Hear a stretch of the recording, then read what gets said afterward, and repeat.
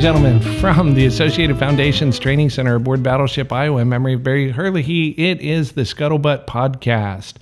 I'm David Canfield. I'm the Vice President here, Chief Information Officer, filling in on the announcement for Jonathan, who has abandoned us from this. But joining us is the award winner. He's got a lot to do. He's a very important shaking guy. hands, kissing babies, whatever you do. Shaking babies, kissing hands. Is that yeah, exactly. Ooh, Hanging out with WWF people. I think that's illegal. Mariana's our producer. That's me. The Ice Queen. And we got Nuts and Bolts over here, the Chief Operating Officer, Mike Getcher, and Kyle Abe, who keeps us more or less on track. And we have a special guest, which I will let Mike introduce. So one of the cool things about Fleet Week, we've been doing it now off and on for the last 4 or 5 years, is landing aircraft. And this year we had the largest grouping of aircraft ever. And the Marines really stepped up and they brought in 3. And the first one was an MV-22 Osprey, a rather impressive aircraft coming in early on Wednesday morning. And we have here the pilot, Tyler O'Connor from the Marine Corps. Well, thanks for having me, guys. Yeah, not at all. The aircraft came in. It's pretty amazing. If you see the footprint out there, the Osprey nailed it. We had some marks on the deck out there, as we call it. And right behind him was a Venom, if I'm correct, and also the Cobra. And then we dropped in an Army Black Hawk over to the north a little bit, and also the LAPD AS-350, yeah, little Eurostar aircraft. It's the baby. It does. It looks like it's just trying to hang with the big dogs. But the Osprey is an impressive aircraft, and coming in, and think about this too. You're actually landing within the confines of the Los Angeles harbor, so there's some complicated airspace and all kinds of other things we have to deal with. So I met Tyler 3 weeks ago, maybe. Yeah, about 3 weeks. Yeah, and just making sure that we're on top of things. We have to lock down the footprint and have a lot of coordination. So beyond that, it's been cool. And I think, Tyler, I really appreciate you coming down, and your crew's been amazing here. And, of course, they stayed aboard the ship, too, which is kind of unique. We had just enough room for 16 personnel, and I think they've had a good time. So that's what we want to hear about. Yeah, I can't say thank you enough for everything you guys have done for us. Coming down this week has been a roller coaster, to be honest with you. It's been so much fun that we don't even know what to do with ourselves now. It's definitely been awesome seeing the city of LA come out and enjoy the Battleship and come through the Expo Center. So again, we just really can't say thank you enough for having us down here. And with you guys, Mike, Dennis, the whole team that's been working with us, you guys are a dream, to be honest with you. You make it so easy for us to do what we do for a living. So I am glad that Jonathan is not here. He doesn't need any more compliments than that. I appreciate those words. As I told you, earlier this week, it's really a matter of the heart for us. My son's a lieutenant in the Navy, and we all have friends or neighbors or anything, or just or children in the Army or the David's Navy got his own little Navy. I do have my own Navy. My oldest 3 joined the Navy in June of last year, all at once. 1, 2, 3, bang, bang, bang. So they're all enlisted. I have a ET, an IT, and a CT. So Navy always confuses me. So I couldn't tease. I was going to say, I'm not sure I could rattle off the MOSs from the equivalent MOSs, but it's a cryptography tech, an electronics tech, and an information systems tech. Yeah. For us, it's usually numbers, but you ask what's your MOS, they just tell you what they do. So. Yeah, exactly. That's fun. How long have you been flying? So I actually started flying when I was 16 years old. Oh, awesome. I started taking flight lessons, and then I went to college. I went to Embry-Riddle in Daytona Beach. I did aeronautical science there. So I flew my entire time in college, and then I had a scholarship from the Marine Corps while I was going to college, so they were paying for everything, which was awesome. And then joined the Marine Corps, and been in the Marine Corps about 9 years now, flying the Osprey for a little over 6 years. So it's been a while. It's fun. It's pretty interesting. What's it like to fly that? It is kind of an unnatural act to watch it come in and land. So yeah, it doesn't look like it should fly. Yeah, it definitely doesn't, but it is a dream to fly. The aircraft itself is absolutely phenomenal, whether it's an airplane or a helicopter. But the way I put it is it's a airplane that can land like a helicopter. So it's a little bit confusing when you start flying it. So I had been flying for 7 years before I first got into it. The first time I hopped in the simulator, I was like, man, I don't know if I could fly this. This is incredible. Like, I have no idea what I'm doing. But there's a different surface for the Osprey. So usually in an aircraft, you have 3 control surfaces. The Osprey, you have 4. Because you have those big nacelles up there that you have to know what to do with. And that's what confuses a lot of people when you're first going through it. But once you get it, that thing is a dream to fly. Cool. Yeah. What was the hardest thing to transition? Realistically, it was learning the helicopter aspect of it because I had been flying airplanes for forever. So at that point, I kind of knew what I was doing. But getting the hovering down, that took a little bit. Yeah, that's crazy. Yeah. I've actually had a couple of helicopter flights, and they actually let me try to hover once at the Chino airport. And oh my God, it's really what's the best analogy? Like trying to stand on top of a toothpick or something crazy, and just a nutty analogy. They usually tell us it's like you're on a pogo stick that happens to be on top of a basketball. Oh my God. So, yeah, it really is amazing. That seems legit. When I was trying, my brother-in-law was a crew chief on UH-1. And the most frightening sound that I've ever heard come across the headset was no left pedal. Yeah. Which meant he was out of the counter, and the aircraft began to just sort of I was just on turn. a Bell 47 out off the Chino airport just for fun, and he says, hey, let's try. He gave it to me a couple of times. It's like, oh my God, I couldn't do it. I couldn't even touch it. Yeah, and that's the thing about the Osprey though is it can fly like a helicopter, but hovering this thing is so easy compared to actually flying a helicopter. So when we go through flight school, they put us in a TH-57, little Bell Jet Ranger, and hovering that thing for the first time is ungodly hard. Yeah. It's like riding a bucking Bronco. They give you one control surface at a time, whether it's the pedals, the cyclic, or the collective, and then eventually they're like, "Hey, man, you got it." And the next thing you know, you're going all over the place. And it's a lot of fun though. But for some reason, after about 3 flights of just doing the crazy bunking Bronco, eventually it's just super stable and you start to just figure it out. But this thing is a giant flying computer, so you put in power and come up into a hover. If you let go of the cyclic, the plane stops. It's amazing. It knows what it's doing, knows where it's going. So I always tell people just do less. Yeah. Do less and let the airplane fly. That's cool. Wow. Yeah. So getting back to fun this week, you've been all over the map. You've been to Long Beach. You've been over to over here in Pedro quite a bit too. Yep. What was the most fun you guys had? Oh, man. Keep it clean, though. It's a family show. Yeah, so one of the most fun experiences we had was actually getting to go to the Top Gun premiere up in Hollywood. Very cool. Yeah, it was awesome. Was it good? Oh, it was so good. Highly recommend getting out and go and see that. It's a phenomenal movie. They definitely do justice to the series. Nice. So they pay Good. tribute to the original Top Gun right off the bat, and I was very impressed on the production. It was amazing. That is good. That is good to hear. I'm always afraid in looking at a movie like that part of my childhood is about to die. Yeah.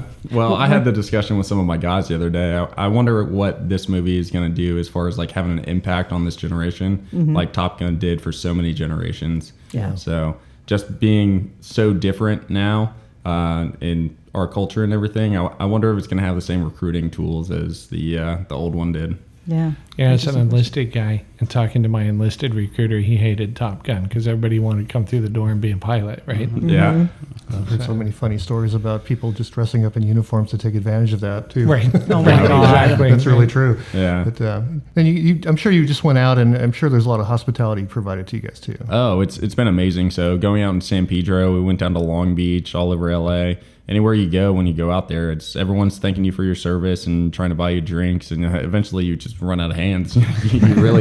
you can't sit there and take anymore. So you're like, hey, please just let me finish what I got going on here before you buy me another one. But thank you so much for offering. So everyone has been amazing. This town is very, very friendly to us, and we just can't say thank you enough for everything that everyone's been doing for us. Yeah, we appreciate you guys being here and certainly what you do. Yeah.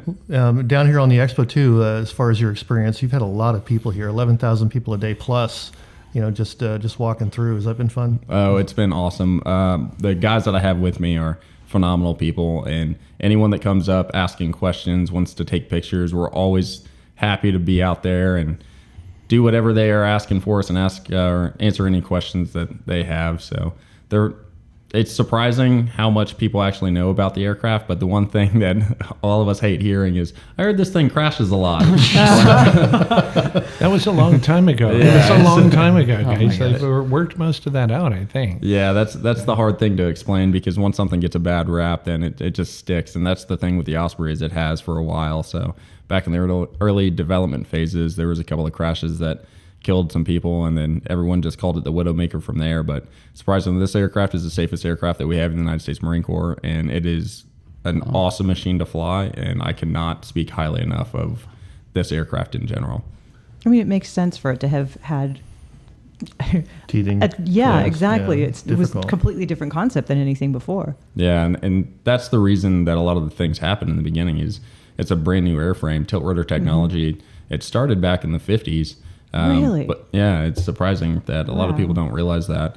But they didn't actually get like a fully developed aircraft until the early 90s or late 80s, early 90s when they actually came out with the V-22. So they didn't know some of the characteristics that happened with the aircraft, and that's eventually what happened, where there was a couple of crashes that killed people. But they did the same thing with the B-2, though. They had a flying wing in the 50s, but until you got the computer, it was not flyable. Yeah. Right? It was stable. What was that one, the that's thing. Starfighter, the F-104 or something? They used to say it fell out of the sky in Europe all the time. Yeah, they say that about a lot of them. I mean, the Phantom used to fly like a brick, proving that if you put enough thrust behind something, it will fly, even if it's a rock. yeah, I was going to say, I've heard the analogy that if you put enough thrust on a garbage can, it'll fly. Yeah, so. exactly. Right? Yeah. That's pretty much it. Yeah. What's next for you, Tyler? Is not just this week, but going forward in the Marine Corps. So going for the Marine Corps, I come off active duty in December of this year, but I got lucky enough to pick up a active reserve spot. So I'm going to stay full time, but I'll be working for the reserves. I'm going down to the reserve squadron that's out of Miramar, so I'll be working with those guys, being one of the full-time pilots that's down there. It's a little bit different though, because in a normal squadron you have about 30 pilots out of there. On a daily basis down there, you have 4 of us. So Wow. Yeah, I did the transition to the reserve towards the end of my career, and it is it's a very different world. And even if you're full time, you kind of have one foot in each world. Yep. So it's definitely going to be an adventure, but I'm excited to do it. So keeps me here in beautiful Southern California, and I still get to fly that awesome machine that's out there. That's cool. Yeah. Yeah, that's really cool. So we were going around our nicknames, the Ice Queen and Captain Roundup there next to you. He's Nuts grinning. and bolts. I told you we weren't going to get away without at least us asking what the call sign is, and if you had a safe for publication story on how you might have gotten it. Family show. I haven't thought about that one yet, to be honest with you. My call sign's Monique.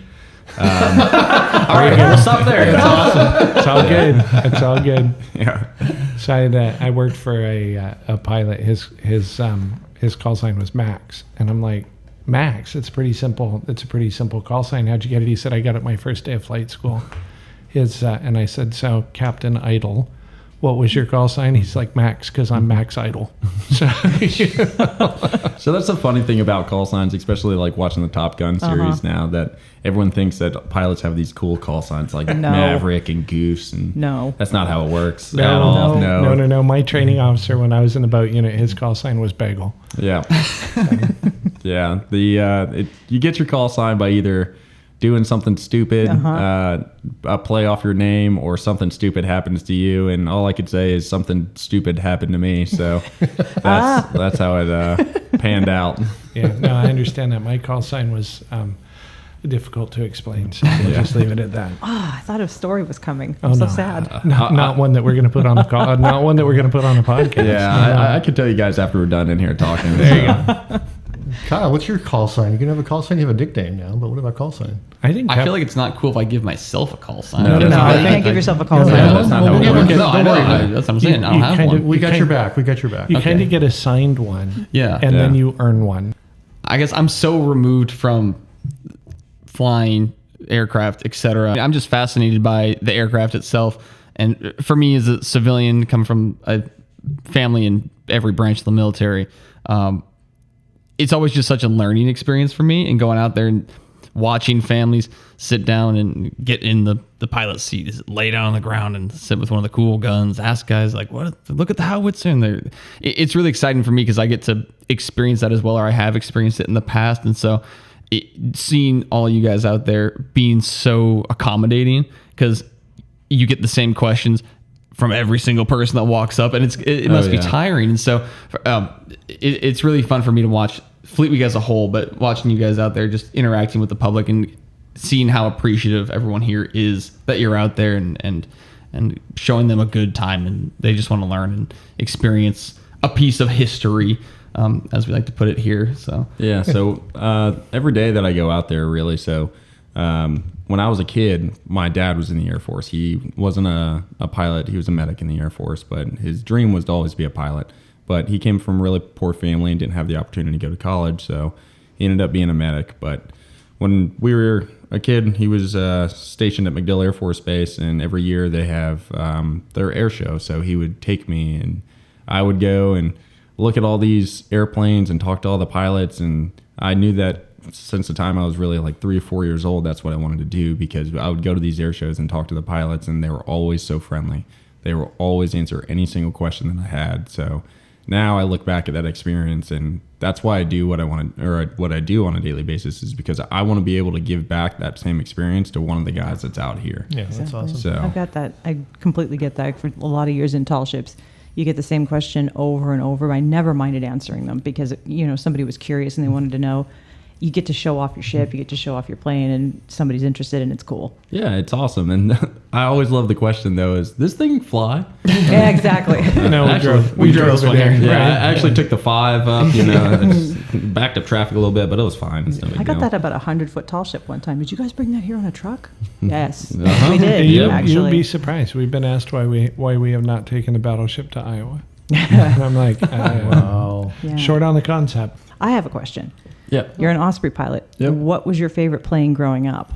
My favorite plane growing up was the F-14 Tomcat. Nice. go. Yep. Yes. There you go. So I grew up, and I wanted to be a fighter pilot when I grew up, just like any other little kid after seeing Top Gun. Mm-hmm. But I came to the Marine Corps, and I realized that, you know what? I love having a crew, and the guys that I work with are the most important thing to me. The enlisted guys that are in the back. Those guys are my life, and Yeah. I love them more than anything out there. And flying with those guys on a daily basis is so much fun. They are the funniest individuals you've ever seen in your life.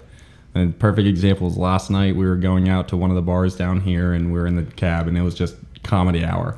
We had the Uber driver literally crying, laughing the entire time because seems these guys. Nice. But they are absolute professionals at what they do, and the respect that we have between pilots and crew chiefs in the back is something that I couldn't do without flying in an aircraft. It is amazing working with these guys. Yeah. Do you get to That's stay cool. together for a while? So we have like 30 pilots in our squadron and around 20 crew chiefs. So on a daily basis, you don't fly with the same person. But after you've been there for so long, I've been in the same squadron for almost 6 years now, that you fly with everybody and you get to know everyone's personality. And the relationships in the aviation side with enlisted crew and air crew is something very special, because you always have your life in that person's hand. So the trust is always there. So you're always doing what you can to make sure that your relationship is professional, but a good relationship for a working relationship with those guys. So It's interesting. My son was a JG when he was at the academy. He ended up going through all the different communities, and he said the two that were favorite to him were submarines, which he's going into now, and the other one was the air crews. He actually got some flight time, and both of those appealed to him because of the family feeling that he had in those individual communities. So it was really kind of special for him. yeah, it's awesome. And those guys are in charge of the aircraft just as much as I am. When I go out to the aircraft, they're the guys that have done maintenance on it. So I put my life in their hands every time I take it out to fly. And they have to trust me too, because they worked on that thing. So they're getting in it with me, Yeah, that's cool. Yeah. I had one kind of similar story out there yesterday. It was with Major Fernandez from the Marines, of course. And it was really very heartwarming. He told me, he said, "Mike, I'm retiring now after 21 years." And he's a Mustang. He was 10 years enlisted, then he became an officer. But he said this is the first time in his life that his family could come out and see what he actually does. He actually allowed them, or they were able to come out and see them demote from a ship, load things in and out, and display everything that they're doing to the public out here in the expo. And it was pretty amazing. He said he profoundly thankful, of course, to be able to do that. And that's really kind of cool to see. Yeah, he's an incredible human being. So Major Fernandez and I just got back from a deployment last year together. We were on ship for 9 months together. And he is by far one of the nicest human beings I've ever met. But if you ask him some of the things that he's done, he is a true hero. That guy is an awesome human being in general.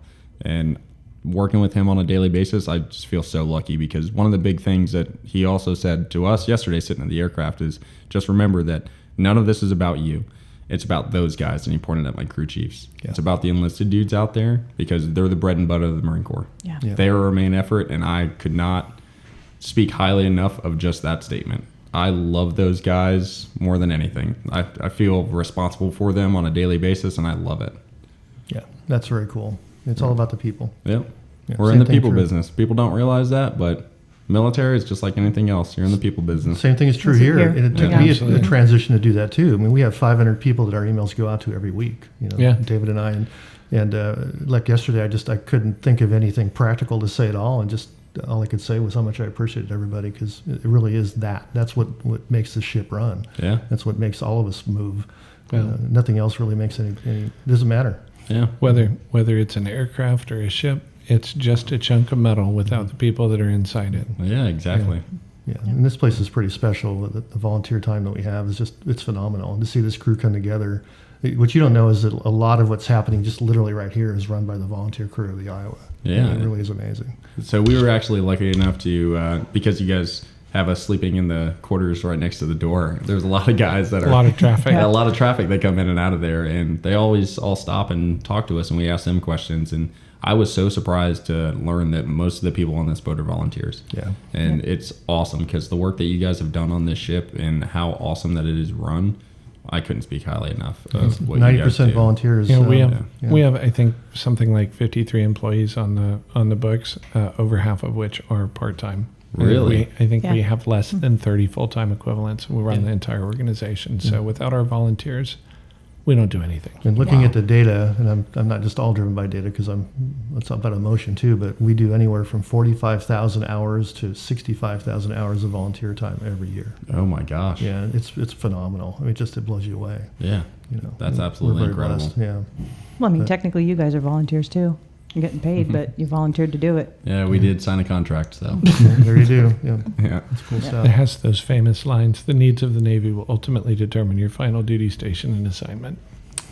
Yes. Absolutely. But I tell all my guys this too, is don't let them push you around, because the only person that cares about you at the end of the day is you. So if you want to do something, go out and get it. You know, it's I like absolutely that. true. We'll Yeah. end it on this now. Get your feedback on that. I was telling my kids who are now just graduating their tech schools and headed out to the fleet.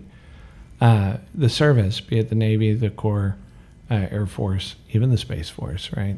Don't forget the Army. I didn't forget the Army. I was going there. It'll give back to you exactly what you give to it. If you give it a bad attitude and a bad time, it can always outdo you.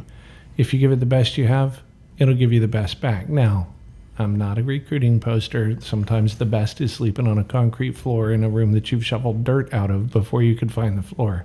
But it is the best that it has.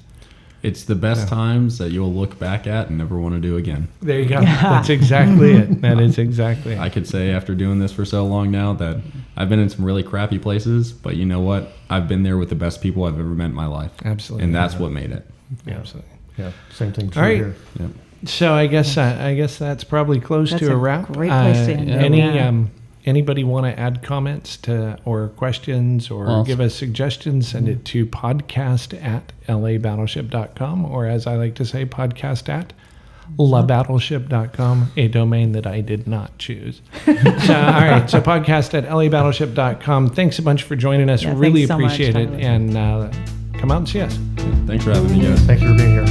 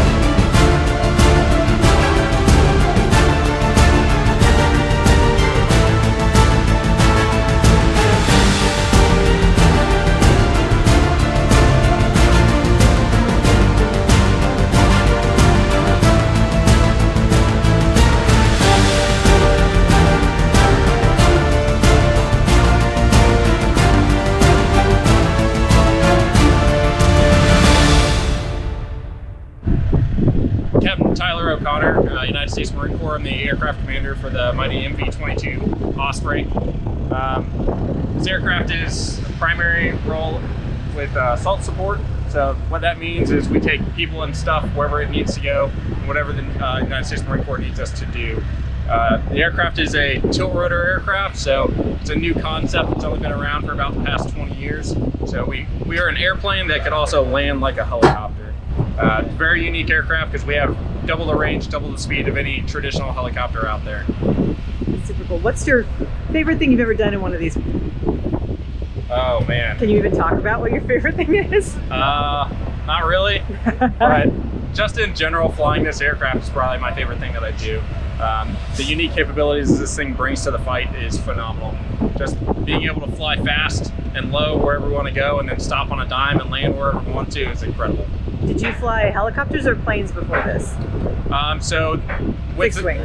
the Marine Corps and the Navy, to train to fly one of these, you start flying a airplane, and they teach you a little bit how to fly a helicopter, and then you go fly big multi-engine airplanes for a little bit, and then you get into this aircraft. So you get a little bit of everything. They say you kind of have a PhD in aviation once you get in this. So it makes you really versatile. Yes. Yeah. Would you ever go back to anything else, or do you like this the best? I love flying this aircraft. It is absolutely phenomenal. We can take the seats out and run static lines and fit as many people as we can cram in here. We also have the ability to turn it into a medevac platform. Oh, wow. So you can turn it into basically a flying hospital if you want. We have room for 12 litters. So litter's a stretcher. So there'll be 3 high on each side with 2 deep. So total of 12. And then we do parachute operations. about to ask, we do inserts, extracts of ground forces, whatever you need. We're basically a flying pickup truck. Incredibly versatile, really. Yeah, it really is. Super cool. Yeah. The 31st, sometime early afternoon. Yep. It gets hot up there because the windows. Oh, I'll bet. Pilot seat on the right? Yep, so that's my seat. Aircraft commander sits over here. The co-pilot will sit over there on the left-hand side. Wow. A lot of screens and buttons. Mm-hmm.